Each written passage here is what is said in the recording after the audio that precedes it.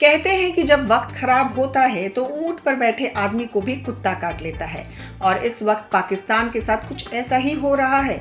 अभी कल तक तो पाकिस्तान की सरकार इस्लामाबाद एयरपोर्ट को गिरवी रखकर कुछ अरब डॉलर की उम्मीद में बैठी थी, लेकिन जैसे ही संयुक्त अरब अमीरात यानी यूएई के राष्ट्रपति मोहम्मद बिन जायद अल नहयान, जिन्हें एमबीजे भी कहा जाता है, दिल्ली आए और प्रधानमंत्री नरेंद्र मोदी से गले मिले, उधर पाकिस्तान का खेल खत्म हो गया। सिर्फ 3 घंटे की दिल्ली यात्रा और पाकिस्तान के हाथ से निकल गई अरबों की डील। आखिर ऐसा क्या हुआ कि यूएई ने पाकिस्तान को ठेंगा दिखा दिया? क्या ये भारत की बढ़ती कूटनीति का असर है या पाकिस्तान की अपनी बदहाली का नतीजा? चलिए आज की वीडियो में पाकिस्तान के इस ताज़ा फजीयत की परतें खोलते हैं। कहानी शुरू होती है इस्लामाबाद इंटरनेशनल एयरपोर्ट से। पाकिस्तान की कंगाली का आलम यह है कि वो अपने एयरपोर्ट खुद नहीं चला पा रहे।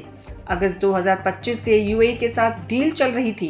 पाकिस्तान को उम्मीद थी कि अबू धाबी वाले आएंगे, पैसा लगाएंगे और उनकी डूबती अर्थव्यवस्था को सहारा देंगे। लेकिन फिर आई जनवरी 2026। पाकिस्तानी मीडिया, खासकर द एक्सप्रेस ट्रिब्यून ने बम फोड़ा है कि यूएई ने इस्लामाबाद एयरपोर्ट के संचालन का अपना प्रस्ताव वापस ले लिया है। जी हाँ, एन वक्त पर डील कैंसिल। अब पाकिस्तान के पास ना निवेश बचा है, ना ही वो रसूख। अब गौर करने वाली बात यह है कि ये फैसला आया कब? जैसे ही यूएई के राष्ट्रपति शेख नयान ने नई दिल्ली की 3 घंटे की छोटी लेकिन महाशक्तिशाली यात्रा पूरी की, इस यात्रा ने पूरे साउथ एशिया का भूगोल और इतिहास दोनों हिलाकर रख दिए हैं। एक तरफ भारत और यूएई पूर्ण रणनीतिक रक्षा साझेदारी यानी फुल स्ट्रेटेजिक डिफेंस पार्टनरशिप की ओर बढ़ रहे हैं, रक्षा समझौतों पर सिग्नेचर हो रहे हैं, और दूसरी तरफ पाकिस्तान है जो सऊदी अरब के साथ मिलकर तथाकथित इस्लामिक नाटो बनाने के सपने देख रहा है। अब आप खुद सोचिए, एक तरफ भारत जैसा उभरता हुआ ग्लोबल हब है और दूसरी तरफ एक ऐसा देश जिसे दुनिया अब आतंकवाद की नर्सरी या आर्थिक गड्ढा कहने लगी है। यूएई के लिए चुनाव करना बहुत आसान था, तरक्की या बर्बादी। उन्होंने तरक्की यानी भारत को चुना।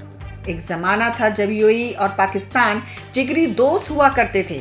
40 साल पहले पाकिस्तानियों ने वहां की इमारतें बनाई, सेना को ट्रेनिंग दी, लेकिन आज पाकिस्तान के सरकारी उपक्रम सफेद हाथी बन चुके हैं। भ्रष्टाचार और कमजोर शासन ने पाकिस्तान की विश्वसनीयता को मिट्टी में मिला दिया है। तंज की बात तो ये है कि एक तरफ यूएई पाकिस्तान से डील तोड़ रहा है और दूसरी तरफ भारत के प्रति उसकी सद्भावना देखिए।